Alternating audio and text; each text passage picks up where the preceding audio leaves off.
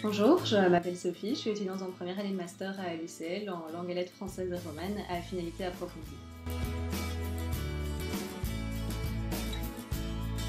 Alors j'ai connu le projet Goncourt par l'intermédiaire d'une professeure l'année dernière, quand j'étais en troisième année de bachelier à l'université Saint-Louis à ce moment-là.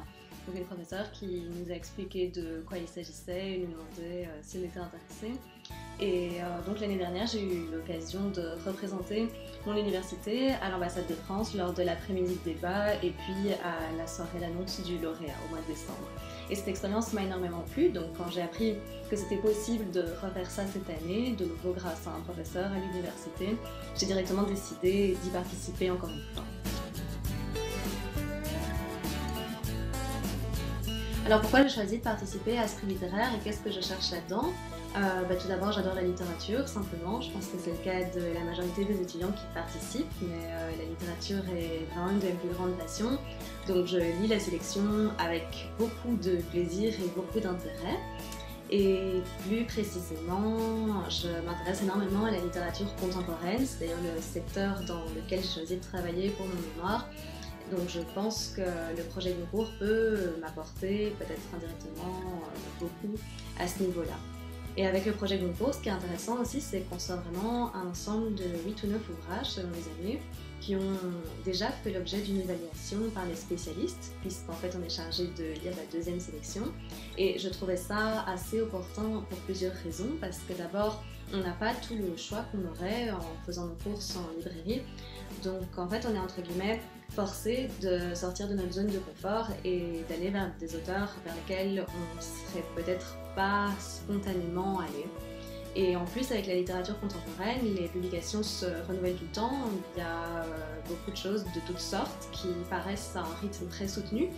Et parmi tout ça, c'est pas toujours facile de trouver les livres qui, plus que les autres, peuvent nous apporter quelque chose à nous en tant qu'étudiants en roman, mais c'est pas non plus facile de repérer les livres qui vont être considérés a posteriori par les spécialistes comme ayant marqué notre époque. Et je pense que ces livres sont pas spécialement ceux qu'on trouve en tête de gondole dans les librairies. Donc il y a certainement des auteurs qui sont peut-être moins médiatisés, moins populaires, mais dont l'œuvre présente beaucoup de belles qualités.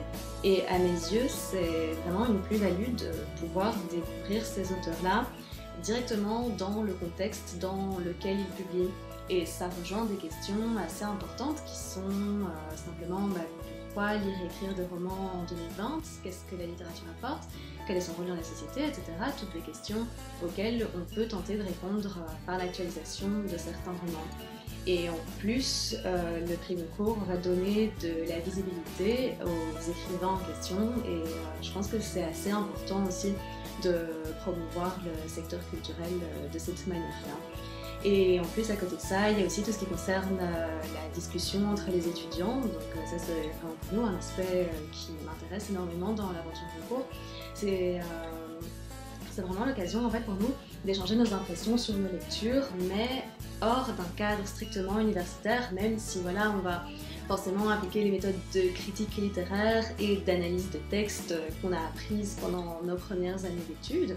Et donc on va rencontrer d'autres étudiants, parfois d'autres universités même. Et ce qui va être intéressant, c'est de voir comment les autres font pour évaluer un livre, quels aspects les retiennent plus que d'autres, etc.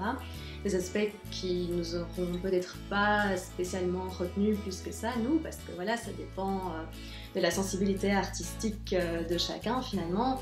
Et ces moments d'échange, vraiment, plus que de débat entre les étudiants, sont quelque chose de très intéressant dans le projet Goncourt.